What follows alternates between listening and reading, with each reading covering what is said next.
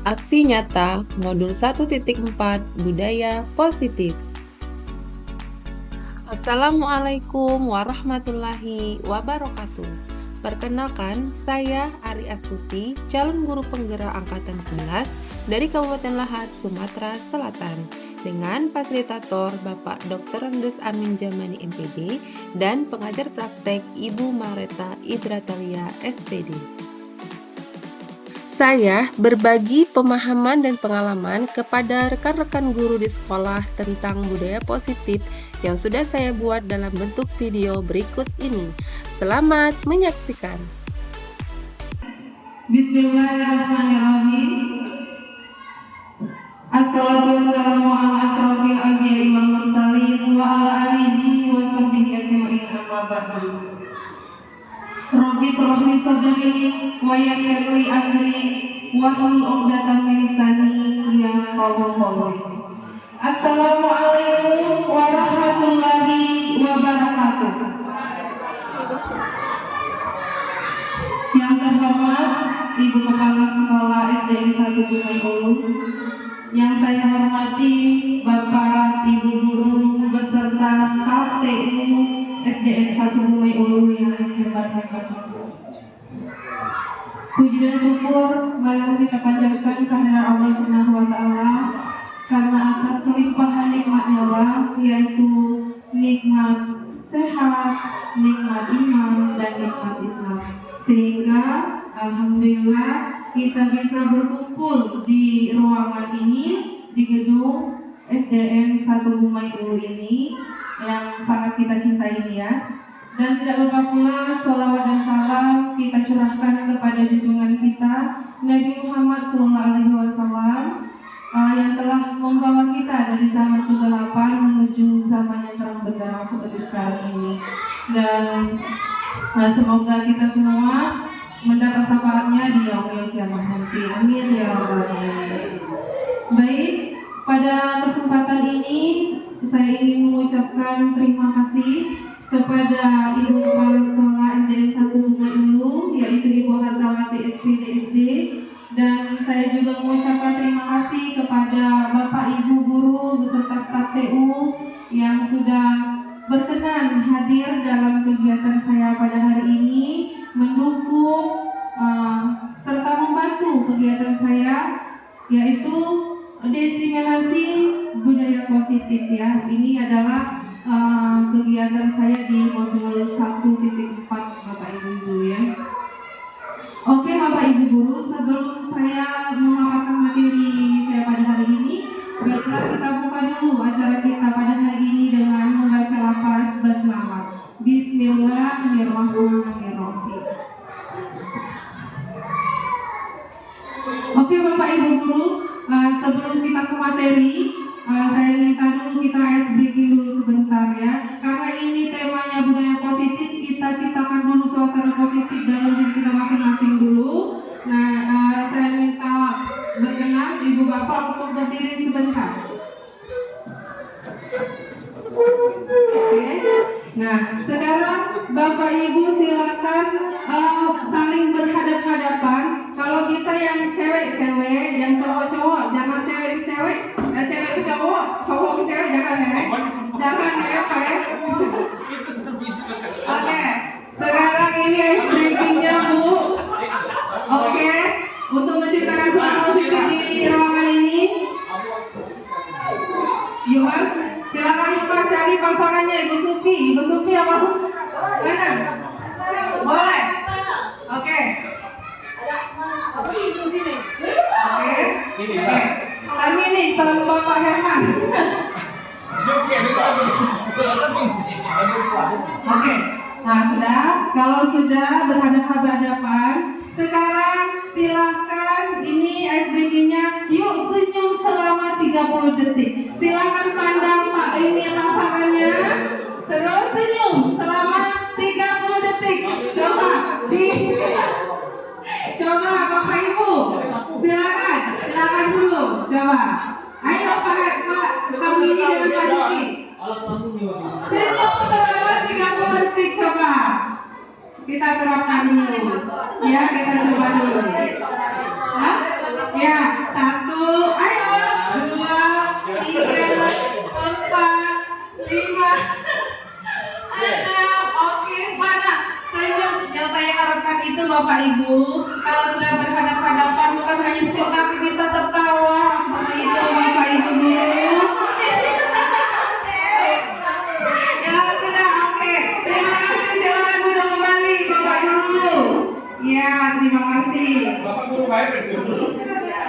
Baik, sudah kita melakukan ice breaking. Saya minta tepuk tangan dulu untuk kita semua ya. Ya, itulah Ibu Pak Guru ice breaking-nya untuk menciptakan suara positif. Insya Allah kita sudah positif semua ya auranya hari ini. Baik, lanjut.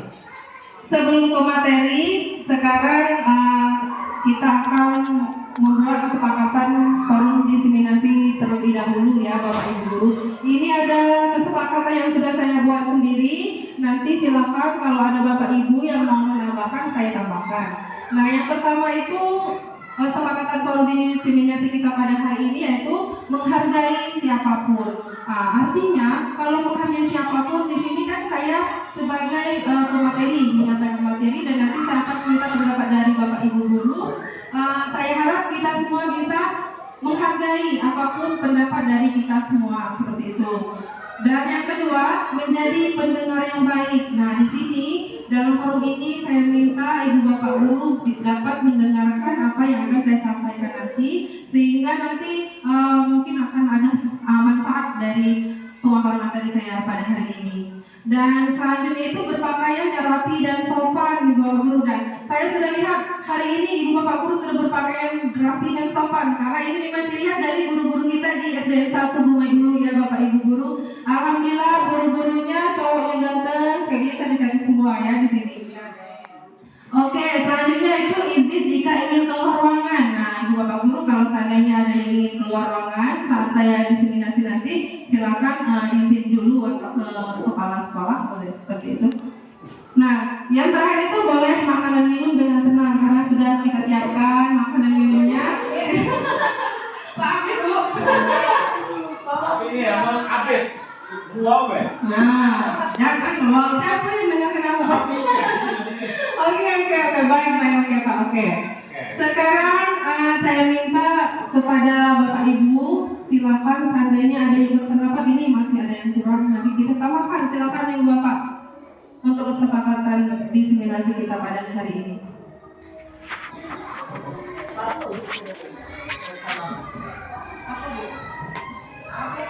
Siapa yang menambahkan? Ditambahkan. Boleh angkat tangan yang ingin menambahkan. Mas Lea. Biasakan di depan. Ya boleh di sini. Saya menambahkan selama kegiatan forum diseminasi ini jangan ada yang merokok. Oke, benar sekali. Kita tambahkan Bu ya. Aduh, ini juga gini ya. Saya tahu Boleh merokok, tapi asapnya suka lu. Boleh merokok, soalnya asap jangan di. Nih, jangan merokok boleh ya. Jadi masuk aja. Budaya ini.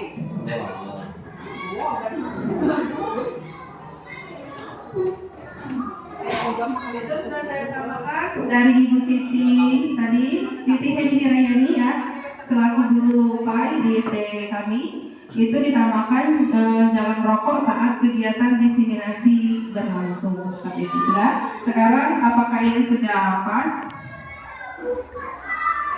Ya sudah. Kalau sudah pas, alhamdulillah nanti kita akan lanjut ke materi selanjutnya.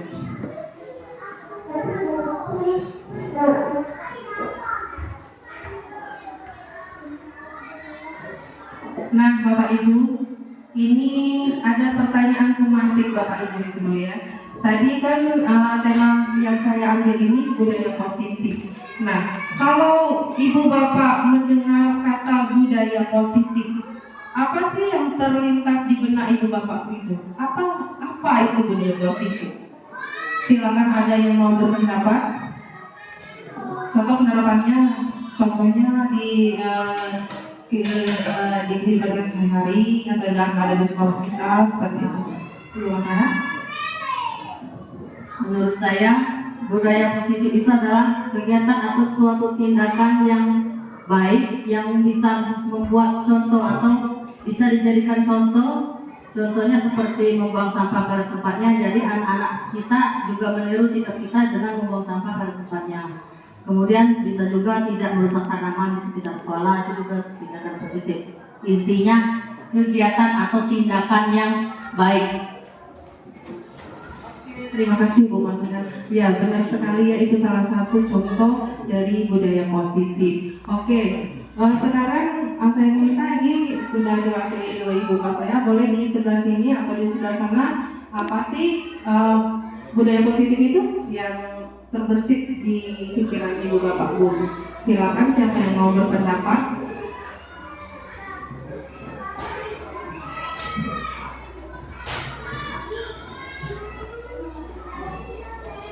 Boleh? Ibu Siti di barisan sini boleh?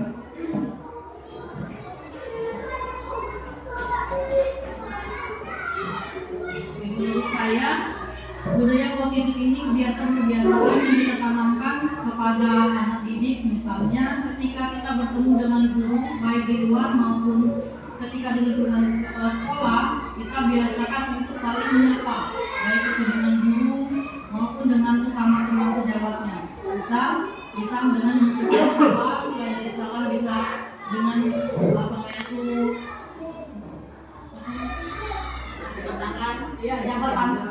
berjabat tangan. Oke, tepat sekali, benar sekali ya dari guru Pejok dan guru kita yang sudah menyampaikan tentang budaya positif. Iya, budaya positif itu sangat penting nih Bapak Guru ya, apalagi di sekolah kita. Di sekolah kita khususnya di SDN 1 Sungai Ulu ini, budaya positif itu harus diterapkan seperti itu ya Bapak Ibu Guru, karena budaya positif itu dapat memotivasi siswa kita untuk bisa menumbuhkan motivasi intrinsik dalam diri mereka. Apa itu motivasi intrinsik? Itu yang ada dalam diri mereka. Ada yang motivasi ekstrinsik. Kalau ekstrinsik itu motivasi yang ada di lingkungan mereka. Tapi yang sekarang yang kita tanamkan ini, yang kita inginkan dari guru-guru kita ini adalah motivasi intrinsik yang muncul dalam diri mereka sendiri. Seperti itu Bapak Guru ya. Selanjutnya ini adalah konsep inti budaya positif. Nah, konsep inti ini berkaitan dengan budaya positif Ibu Bapak Guru ya. Nah, ini ada 7 konsep inti. Yang pertama itu ada perubahan paradigma belajar. Yang kedua, disiplin positif. Yang ketiga, kebutuhan dasar manusia. Yang keempat itu motivasi perilaku manusia. Yang kelima, posisi kontrol guru. Yang keenam, keyakinan kelas. Dan yang ketujuh itu segitiga restitusi. Saya akan menjelaskan ini satu persatu ya, dari konsep inti yang ada 7 konsep inti. Oke, lanjut ke yang pertama, perubahan. Yang pertama tadi, perubahan paradigma belajar. Nah, perubahan paradigma belajar ini berkaitan dengan ini yang namanya pembelajaran dengan paradigma baru.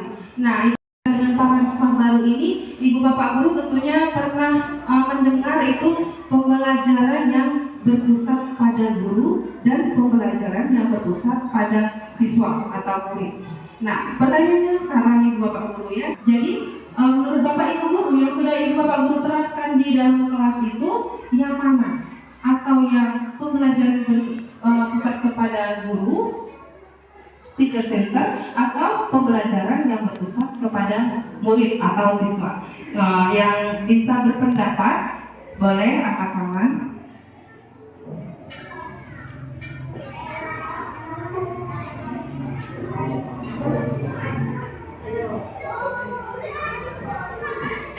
Ya, yang sudah diterapkan di kelas kita, dalam pembelajaran di dalam kelas kita. Oke, Ibu Yanti, silakan. Jelas saya akan sedikit menjawab. Kalau di dalam kelas, bagi saya pribadi yaitu berpusat pada siswa. Guru hanya mendorong dan membimbing siswa. Begitu saja. Oke, tepat sekali Bu Yanti. Bu Yanti ini selaku guru kelas 6 di SD 1 Lumai Ulu, termasuk ibu guru senior seperti itu. Iya, tepat sekali Ibu Yantia. Alhamdulillah, ternyata guru-guru kita di SD 1 Lumai Ulu ini sudah menerapkan yang namanya pembelajaran yang berpusat pada siswa. Dan saya yakin guru-guru yang lain juga, yang dari kelas 1 sampai dengan kelas 5 pastinya sudah menerapkan yang namanya pembelajaran yang berpusat pada siswa. Karena di zaman sekarang ini, Bapak guru kita dituntut untuk dapat menerapkan pembelajaran berpusat pada siswa, bukan lagi berpusat pada guru. Kalau kemarin-kemarin itu kita lihat ke belakang kemarin, kita masih berpusat kepada guru. Guru itu istilahnya itu informasi utama bagi murid seperti itu. Nah, sekarang untuk menerapkan yang namanya pembelajaran berpusat pada murid itu, Bapak Ibu guru, berarti kita itu menerapkan pembelajaran berdiferensiasi. Nah, saya yakin untuk pembelajaran berdiferensiasi itu sendiri, kita semua yang ada di sini sudah paham apa itu berdiferensiasi. Karena di sekolah kita sudah sebagian ya sudah menggunakan kurikulum Merdeka. Nah, kurikulum Merdeka ini sudah istilahnya menerapkan pembelajaran berdiferensiasi ya. Iya, sudah semuanya itu ya, sudah dari kelas 1 sampai kelas 6. Alhamdulillah sudah paham untuk itu ya. Baik, saya tidak akan berlama-lama untuk pembelajaran berdiferensiasi karena sudah yakin ini sudah paham semua. Kita lanjut. Nah, ini Ibu Bapak guru, miskonsepsi tentang teori kontrol. Nah, di sini saya juga dulu sebelum saya belajar, Ibu Bapak guru, pernah saya merasa seperti ini. Ini ya ilustrasinya, ilusi guru mengontrol murid. Nah, ini sangat salah. Ini ternyata salah Ibu guru. Kita tidak boleh mengontrol murid itu. Karena murid itu punya kebebasannya sendiri, punya keinginannya sendiri seperti itu. Tapi tetap dibagi dengan hal-hal yang positif, yang baik dari kita. Nah, terus ilusi bahwa semua penguatan positif efektif dan bermanfaat. Nah, ini juga salah ternyata. Setelah saya belajar, oh ternyata seperti ini. Nah, ilusi bahwa semua penguatan positif efektif dan bermanfaat. Lanjut. Ilusi bahwa kritik dan membuat rasa bersalah mampu menguatkan karakter. Ternyata juga ada ini salah juga. Ilusi bahwa orang dewasa berhak memaksa, apalagi ilusi bahwa orang dewasa berhak memaksa, itu sangat salah ya Bapak guru. Kita tidak bisa memaksakan kehendak kita sendiri, apalagi kita memaksakan kepada siswa, kamu harus seperti ini, harus seperti ini, harus seperti ini. Itu ternyata kurang tepat. Baik, lanjut. Nah, di sini mengubah paradigma stimulus respon ke pendekatan teori kontrol. Nah, di sini Bapak Ibu sudah melihat ada tabel, di sebelah kiri ada tabel stimulus respon dan di sebelah kanan itu ada teori kontrol. Nah, kita lihat perbedaannya Ibu Bapak guru ya. Kalau di tabel stimulus respon, yang pertama itu realitas kebutuhan kita sama. Gitu. Kalau di teori kontrol di sebelahnya kita lihat realitas kebutuhan kita itu berbeda. Berarti yang harusnya kita terapkan itu adalah teori kontrol, yaitu realitas kebutuhan kita itu berbeda, tidak sama ternyata. Nah, yang kedua, semua orang melihat hal yang sama. Ya, teori kontrolnya setiap orang memiliki gambaran yang berbeda. Karena kita juga merasakan, Ibu Bapak guru, saya juga merasakan untuk gambaran setiap orang memiliki gambaran berbeda itu benar menurut saya. Ya. Terus lanjut kita mencoba mengubah orang agar berpandangan sama dengan kita, itu menurut saya sangat salah. Ya. Nah, yang di teori kontrol itu kita berusaha memahami pandangan orang lain tentang dunia. Kita memahami caranya kalau ada yang berpendapat lain dengan kita harus bisa memahami. Mungkin di sini ada nilai-nilai positif yang bisa kita ambil, gitu ya. Baik. Sekarang yang kedua, disiplin positif. Nah, ini yang kita bahas pertama kali tadi ya. Disiplin positif. Ini, disiplin positif mengacu pada disiplin diri, yaitu memiliki tanggung jawab terhadap apa yang dilakukannya berdasarkan nilai-nilai yang diyakini. Nilai-nilai yang diyakini. Itu kalau nilai-nilai yang diyakini itu apa saja contohnya Ibu Bapak? Kalau untuk penerapan disiplin positif sendiri untuk pada siswa kita. Contohnya. Ada yang bisa berpendapat?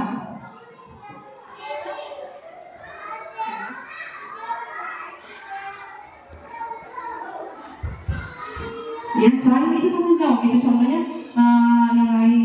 nilai disiplin positif itu yang diyakini itu salah satunya itu tanggung jawab. Dan masih banyak lagi. Apa ibu bapak nilai-nilainya selain dari nilai tanggung jawab? Berdasarkan nilai-nilai yang diyakini itu sesuai dengan keyakinan kita seperti agama. Ya, mungkin kalau misalnya sebelum makan dibiasakan berdoa, sebelum masuk biasakan berdoa, pulang berdoa, seperti itu. Iya benar sekali ya seperti itu. Itu ada tanggung jawab, kedisiplinan, kejujuran, ketaatan, ya, kesopanan seperti itu. Ya seperti itu ya, benar yang diucapkan oleh Ibu Siti tadi. Terus disiplin positif itu pengertiannya apa sih? Disiplin positif pendekatan mendidik anak yang fokus pada membangun kedisiplinan dari dalam diri anak. Berarti kita ini ya perlu menunjukkan dalam diri anak itu sendiri, bukan semata-mata karena takut akan hukuman atau menginginkan hadiah. Karena ibu bapak, kalau saya ini sudah lama juga ya belajar ya, kebanyakan itu siswa kita ini sebenarnya takut akan hukuman karena dia itu taat kepada kita, istilahnya mematuhi apa yang kita inginkan, tetapi karena mereka itu takut akan hukuman. Karena kalau saya tidak melakukan ini saya akan dihukum nih oleh Ibu Ari, nah seperti itu. Terus juga mendapatkan hadiah. Ini apa? Sebagian siswa itu berpikirnya seperti itu, ingin takut dengan hukuman dan ingin mendapatkan hadiah. Karena misalkan kalau dapat ini mengikuti istilahnya tuh apa perlombaan istilahnya, mengikuti perlombaan, mereka pasti menginginkan hadiah kan. Kalau tidak mendapatkan hadiah kurang bersemangat seperti itu. Berarti itu bukan muncul dari dalam diri mereka sendiri.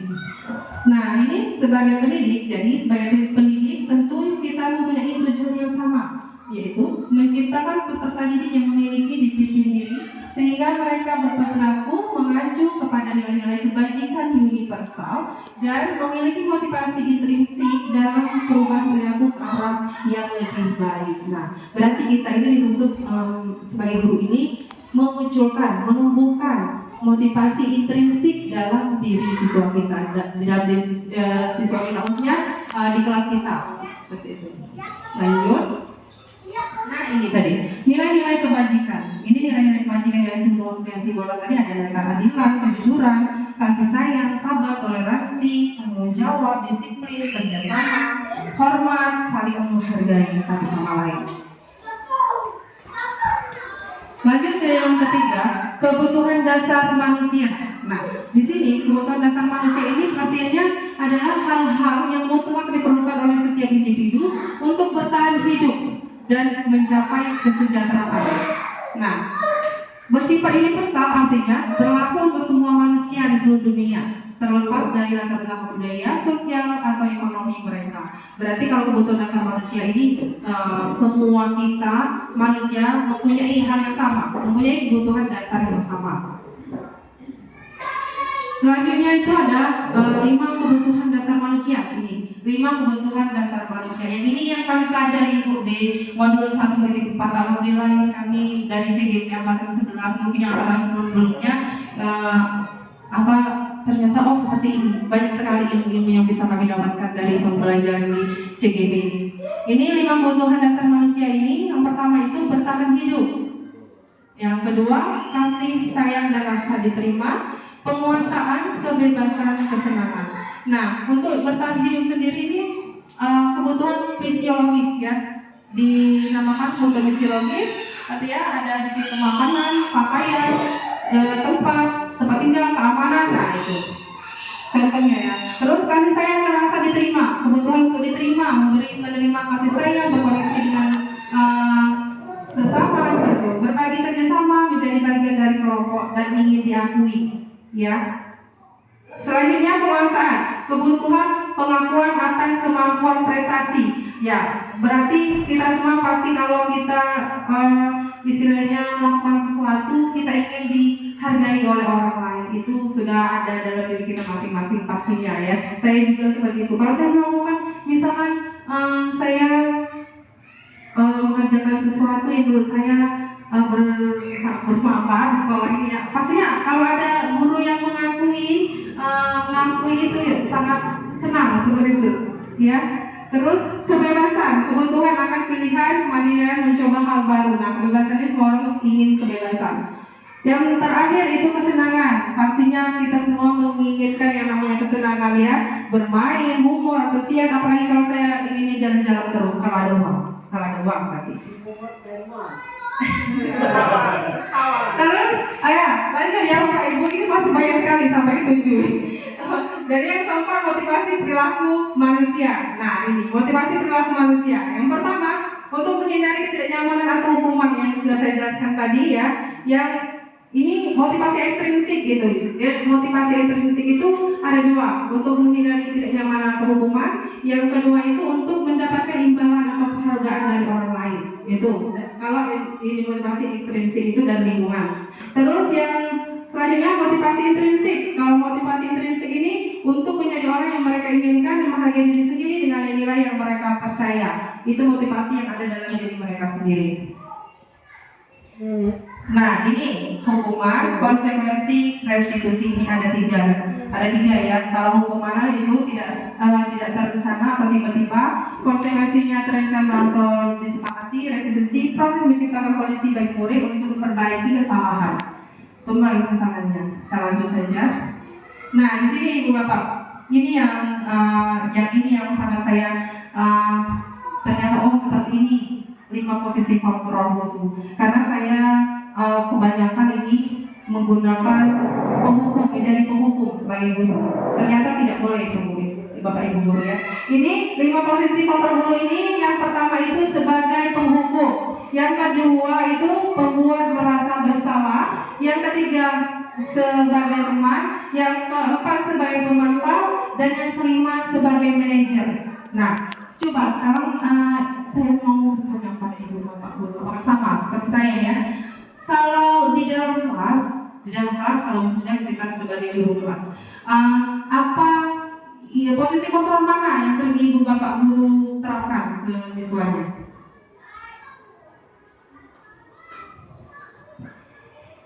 Manajer, pemantau, dan teman. Oke, dari Ibu Yanti, manajer, pemantau, dan teman. Iya, benar sekali. Ini sebenarnya sudah kita terapkan semua ke siswa kita, ya. Sebagai penghukum, apalagi kalau saya ini kebanyakannya sebenarnya sebagai penghukum. Kalau sebelum saya memahami ini posisi kontrol guru, nah sebagai penghukum, karena menurut saya kalau selama ini posisi kontrol guru sebagai penghukum itu cukup membuat murid itu merasa takut seperti itu. Iya, rasa takut. Jadi mereka ini patuh taat kepada kita. Karena kalau tidak membuat PR, kalian silakan keluar atau kalian nanti tidak akan naik kelas seperti itu. Banyak menggunakan posisi penghukum. Ternyata ibu bapak salah ternyata saya. Jangan menggunakan posisi penghukum. Yang terbaik itu gunakanlah istilahnya. Yang paling benar itu posisi sebagai manajer. Itu yang paling harus sebenarnya diterapkan untuk siswa kita di dalam kelas. Kita lanjut saja.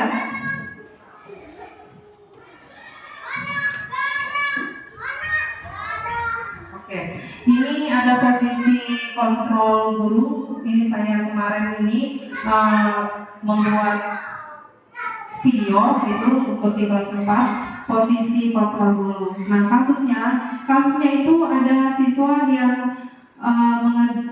mencontek pekerjaan temannya seperti itu Ibu Bapak Guru. Di sini saya melakukan posisi kontrol sebagai seorang manajer, pembuat merasa bersalah, teman, dan manajer.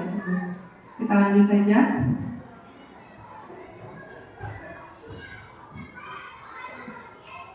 Nah nanti di akhir akan saya putarkan video untuk restitusi, segitiga restitusinya. Baik, selanjutnya itu keyakinan kelas. Yang ke-6 itu keyakinan kelas. Mengapa harus keyakinan kelas, bukan peraturan kelas? Nah di sini juga saya mendapatkan banyak ilmu sekali di CGP Angkatan 11 ini, banyak mendapatkan ilmu Bapak Ibu Guru tentang peraturan kelas dan keyakinan kelas. Nah, di sini mengapa harus keyakinan kelas bukan peraturan kelas? Nah, sekarang saya mau tanya lagi kepada Ibu Bapak Guru. Mengapa harus keyakinan kelas bukan peraturan kelas?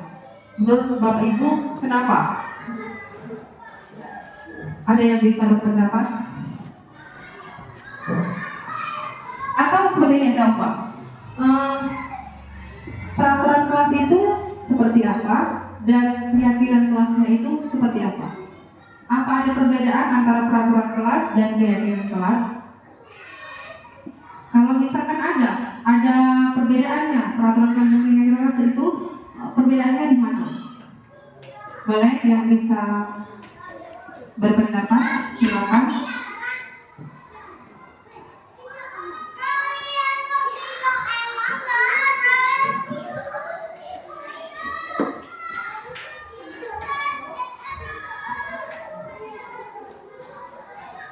Pak Sandi, peraturan kelas. Kenapa harus keyakinan kelas bukan peraturan kelas? Coba, saya mau dengar Bapak Sarbini dulu.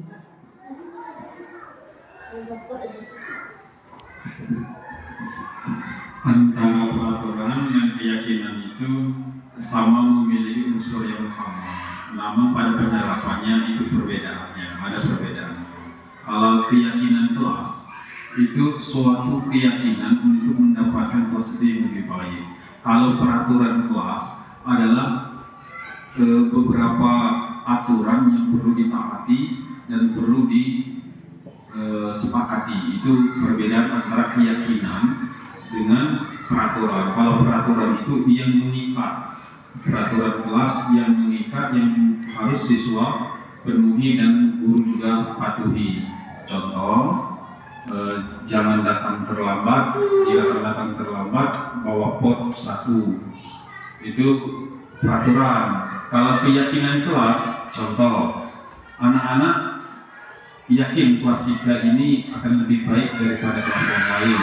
Bagaimana caranya kelas kita rapi, indah? Anak-anak pasti menjawab, bisa Pak, kita buat dekorasi dan lain sebagainya. Itu keyakinan, meyakinkan anak-anak supaya lebih baik. Itu keyakinan. Keyakinan itu lebih mengajak. Sedangkan peraturan harus dipatuhi sesuai dengan kesepakatan.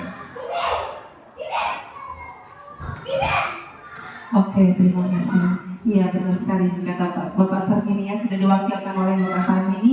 Kalau peraturan kelas itu, Ibu Bapak, itu istilahnya mengikat dan memaksa. Kalau peraturan kelas, kalau keyakinan kelas itu memang dibuat oleh siswa. Perbedaannya, kalau peraturan kelas ini dibuat oleh guru, dipatuhi oleh siswa. Ya, kalau keyakinan kelas itu dibuat oleh siswa, diketahui oleh gurunya dan dipatuhi oleh siswa itu sendiri. Nah, contohnya Ibu Bapak Guru, kalau peraturan tidak boleh membuang sampah sembarangan. Kalau kita buat keyakinan kelasnya, dia merubah kata-katanya, ya, menjadi jangan membuang sampah sembarangan. Lebih positif, lebih bagus kata-katanya dibanding dengan peraturan tadi. Nah, ada lagi juga, kalau contoh yang kedua, kalau peraturan kelas tidak boleh ribut di dalam kelas, jangan ribut di dalam kelas. Nah, itu memaksakan, jangan ribut di dalam kelas. Nah, kalau kita ubah menjadi keyakinan kelas, dia berubah juga kata-katanya, tapi maknanya tetap sama. Ya, kata-katanya saat jam pelajaran berlangsung, murid tertib dan menyimak pelajaran dengan seksama. Seperti itu, ya, contoh-contohnya seperti itu. Setidaknya sudah ada 2 contoh yang saya rasa juga Ibu Bapak Guru di sini semuanya yang hebat-hebat sudah menerapkan yang namanya keyakinan kelas, dan sudah saya juga lihat di setiap kelas 1 sampai kelas 6 itu semuanya sudah ada yang namanya keyakinan kelas. Baik, kita lanjut. Ini sudah tadi ya perbedaannya.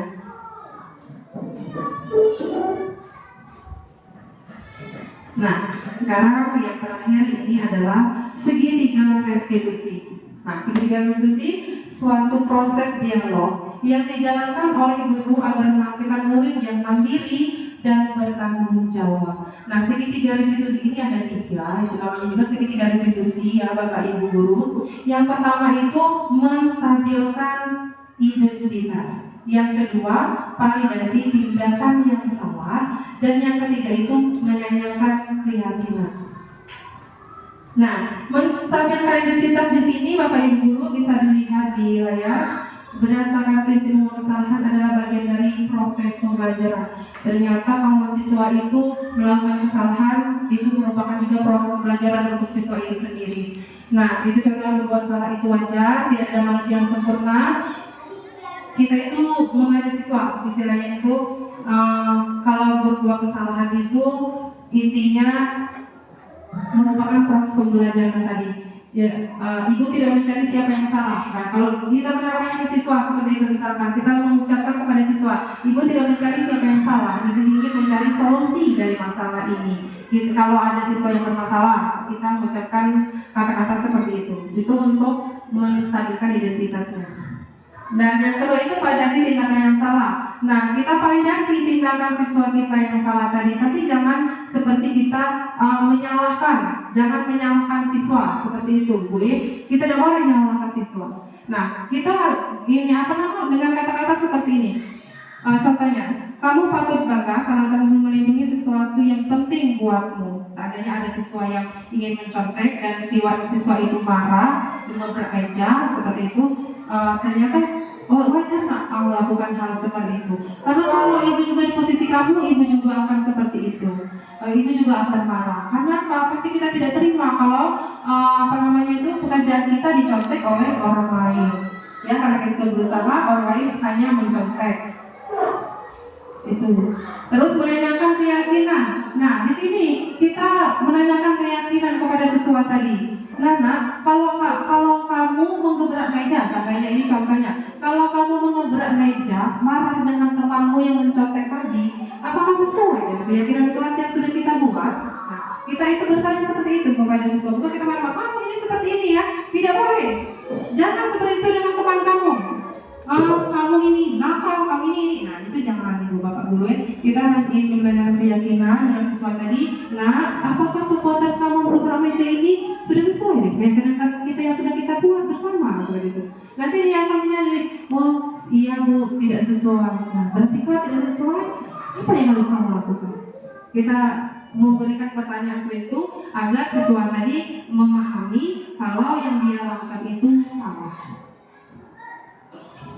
Nah, ini Bapak Guru silakan. Di sini saya sudah membuat video contoh penerapan segitiga restitusi untuk siswa yang mencontek dan siswa ini marah. Nah, silakan disimak dulu.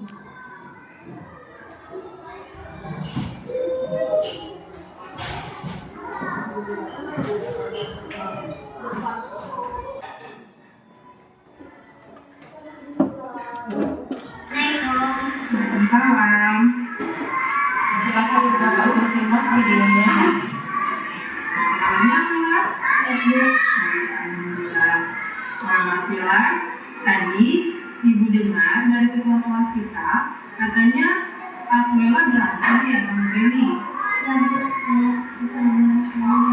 Oh begitu. Kalau kesal dengan Kelly itu kenapa?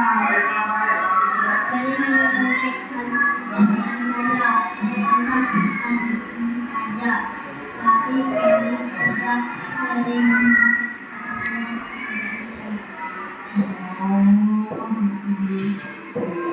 Kelly mencontek hasil kerjaan Akmela seperti itu ya. Seperti itu. Ya sih kalau marah, kalau ibu di posisi Akmela mungkin ibu juga akan berbuat yang sama seperti Akmela ya. Oke. Lalu apa yang Akmela lakukan kepada Kelly? saya marah atas kejadian menabrak mendadak. Alhamdulillah melakukan hal itu pasti ada alasannya kan? Apa alasannya? Dia menjawab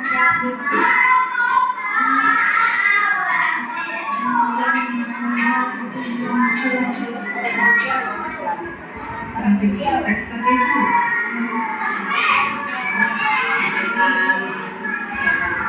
Ini pada dasar kita sudah sesuai. Nah, ini contoh dari menanyakan keyakinan kepada siswa. Kalau tidak, keyakinan kelas apa yang sudah melanggar?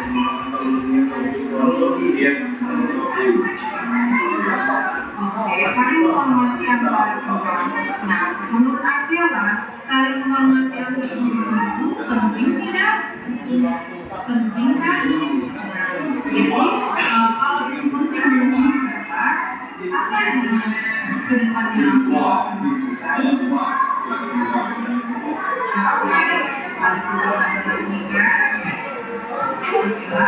Kamu bersedia tidak mengulangi kesalahan? Untuk memperbaiki kesalahan ini, apa yang harus kita lakukan?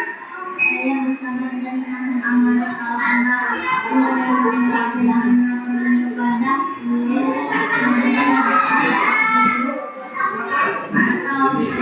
Ya, sekali.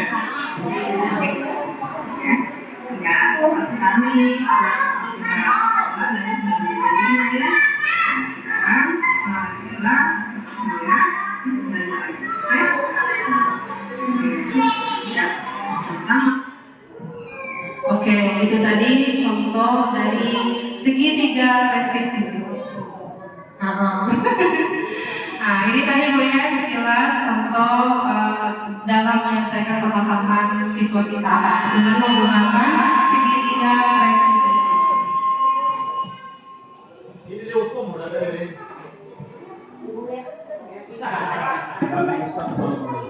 Menghukum siswa itu tidak boleh Pak Iman, ya, karena kita sebagai guru itu harus menjadi sebagai teman, pemantau, dan seorang manajer yang harus kita terapkan itu kontrol dulu sebagai manajer seperti itu. Kalau menghukum itu sangat tidak diperbolehkan. Ya, itulah tadi Ibu Pak Guru video yang sudah saya buat sebagai tugas saya di aksi nyata modul 1.4 ya. Ini kesimpulan yang terakhir sekali ya Bapak Ibu Guru. Kesimpulannya, penerapan budaya positif di sekolah membutuhkan waktu dan usaha yang berkelanjutan.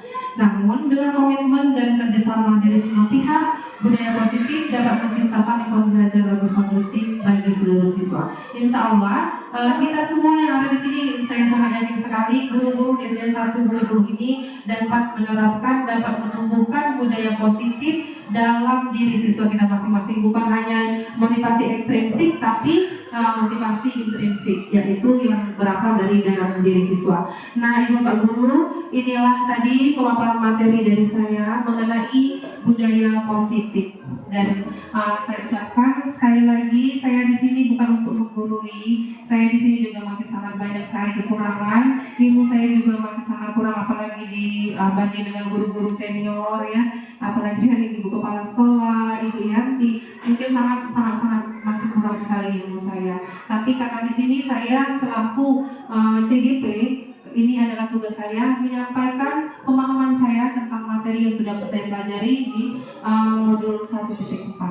Dan saya ucapkan sekali lagi terima kasih. Saya ucapkan juga minta maaf yang sebesar-besarnya jika ada kesalahan dalam kegiatan kita pada hari ini. Baik, tadi sudah kita buka, sekarang kita tutup dengan membaca lafaz hamdalah. Alhamdulillahirabbil alamin. Terima kasih. Wassalamualaikum warahmatullahi wabarakatuh. Setelah menyebarkan pemahaman budaya positif kepada rekan-rekan guru di sekolah, selanjutnya saya melakukan penerapan pemahaman pada siswa dengan pembentukan keyakinan kelas.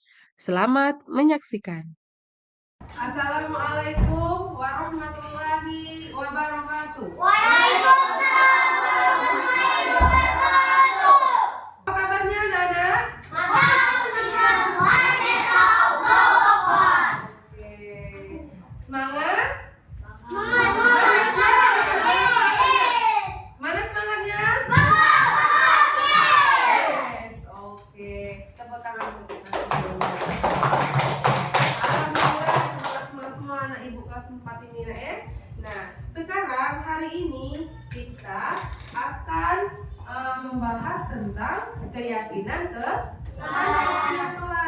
Nah, coba murid-murid Ibu di kelas 4 ini sudah tahu belum dengan keyakinan kelas? Saya belum. Sudah tahu dengan keyakinan kelas?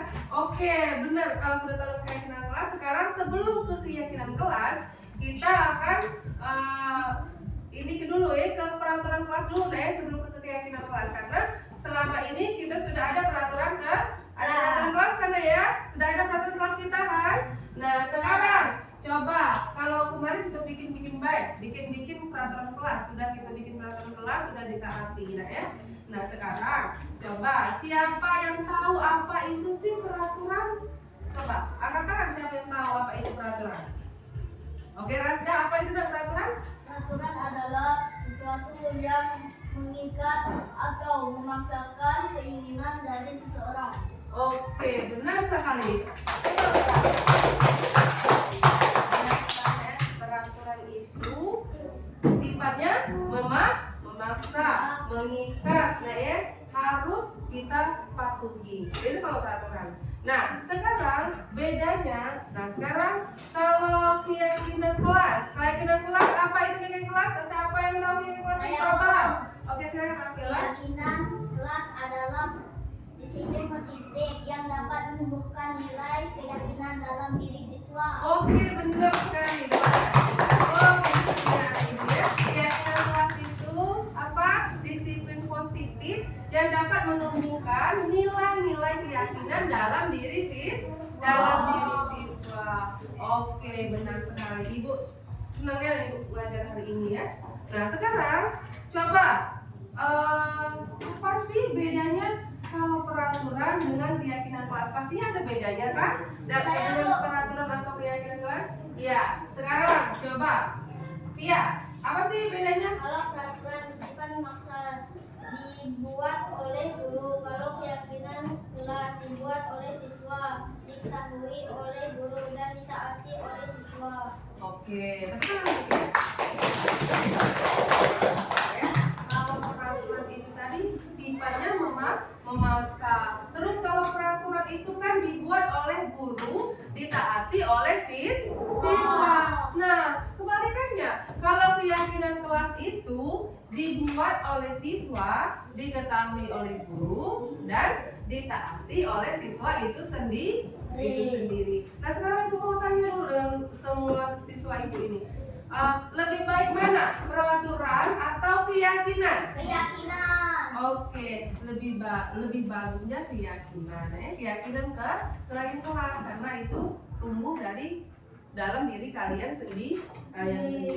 Baik, sekarang kita akan mengubah peraturan kelas menjadi keyakinan ke kelas. Karena kemarin kita sudah membuat peraturan kelas nggak ya? Masih ingat kan dari peraturan kelas kita? Masih. Nah, sekarang peraturan kelas kita kemarin itu apa saja coba? Angkat tangan. Yang pertama apa? Keyakinan kelas kita. Boleh angkat tangan. Peraturan kelas itu kita akan ubah menjadi keyakinan kelas. Kita ubah menjadi kalimat yang lebih positif. Nah, sekarang masih ingat dengan peraturan kelas yang sudah Ibu buat? Masih kan? Nah, coba yang pertama apa? Yang pertama apa kemarin? Tidak boleh membuang sampah sembarangan. Tidak boleh membuang sampah sembarangan. Iya, oke, benar. Apalagi kayak peraturan kita? Masih ingat kan? Nah, yang pertama apa tadi disebut Kak Akila? Tidak boleh membuang sampah sembarangan. Terus apa lagi? Angkat tangannya. Siapa lagi? Oke, tidak boleh bolos. Apa lagi? Harus datang tepat waktu. Apa lagi? Tidak boleh saat jam pelajaran tertentu. Apa? Tidak boleh ribut saat jam pelajaran. Oke, tidak boleh ribut saat jam pelajaran berlangsung. Apa lagi? Tidak boleh mencontek pekerjaan teman. Nah, oke, tidak boleh mencontek pekerjaan teman. Apa lagi peraturan? Tidak boleh berkelahi.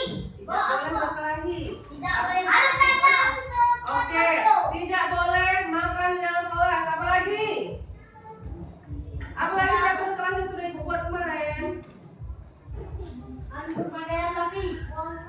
Harus berpakaian rapi. Oke, sudah?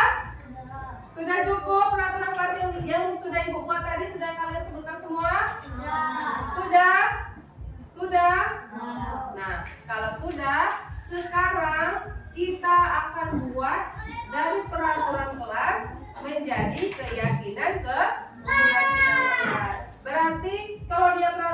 tidak boleh membuang sampah sembarangan. Itu kan tidak boleh, itu jangan ya, tidak boleh atau jangan, harus, itu maksa ya. Nah berarti sekarang kita ubah, contohnya seperti ini, kita ubah ke keyakinan kelas, lebih kata-katanya lebih positif lagi. Contoh yang pertama, tidak boleh membuang sampah sembarangan. Nah kalau dijadikan ke keyakinan kelas, dia berubah deh kata-katanya menjadi buanglah sampah pada tempatnya. Oke? Nah sekarang Ibu minta ke kalian semua, silakan tuliskan keyakinan kelasnya nih. Nah dari peraturan kelas yang sudah Ibu buat, kalian ubah menjadi keyakinan ke keyakinan kelas dengan kata-kata yang lebih positif. Nah sekarang Ibu bagikan ya, tulis di sini.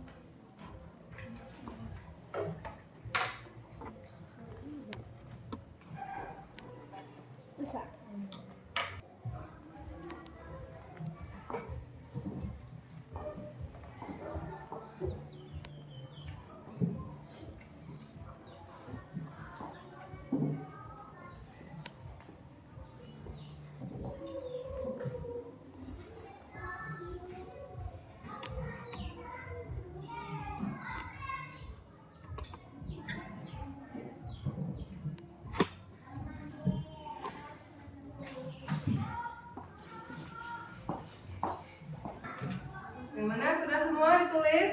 Sudah. Oke.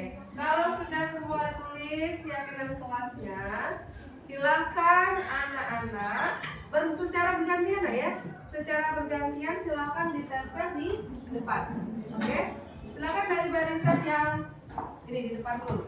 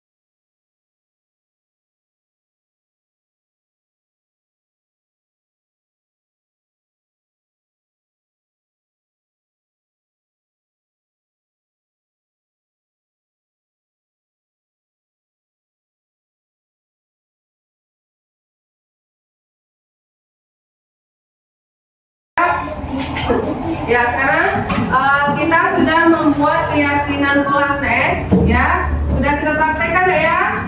Ya? Ya. Sudah.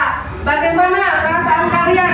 Senang apa tidak? Senang kan? Alhamdulillah kalau senang. Dan sekarang berarti peraturan kelas dan keyakinan kelas itu lebih baik kita menerapkan keyakinan kelas daripada peraturan kelas. Karena apa? Tadi Ibu ulang lagi. Karena kalau keyakinan kelas itu dia dibuat oleh siswa, diketahui oleh guru, dan dipatuhi oleh siswa itu sendiri. Baik, karena anak-anak sudah membuat keyakinan kelas kita pada hari ini, agar kalian bisa menerapkannya, sekarang Ibu akan membuat daftar. Ini kita buat tanda tangannya dulu, kita buat tanda tangan. Kita tanda tangani. Nah, maka Ibu, kalau kamu sudah tanda tangan sekarang, agar kalian bisa mentaati, bisa mematuhi keyakinan kelas yang sudah kalian buat, Ibu akan minta tanda tangan dari kalian semua. Setuju? Setuju. Nah, kalau sudah ditandatangani berarti kalian harus apa? Harus ditaati. Iya, berarti itu harus ditaati karena kalian sudah membuatnya sendiri. Baik, sekarang silakan kita tanda tangan dulu, ya.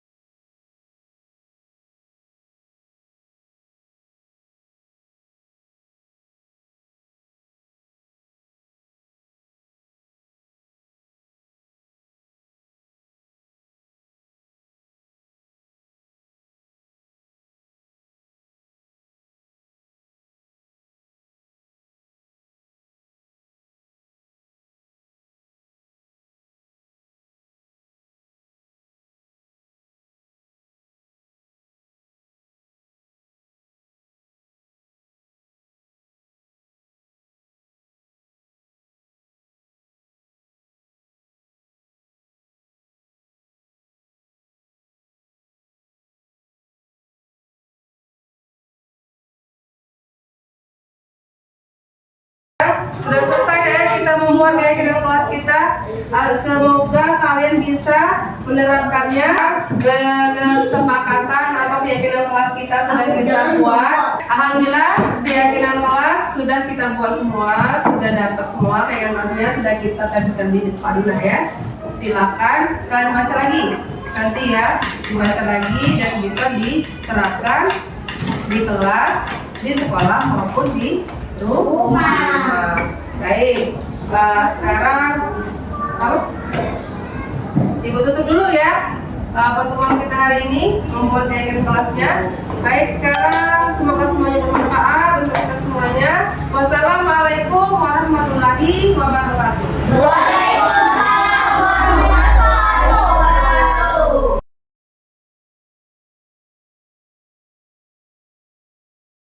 Assalamualaikum warahmatullahi wabarakatuh. Perkenalkan, nama saya Aquila Agatha Gumai dari kelas 4 SD Negeri 1 Gumai Ulu. Saya senang sekali membuat keyakinan kelas karena dapat menumbuhkan rasa tanggung jawab.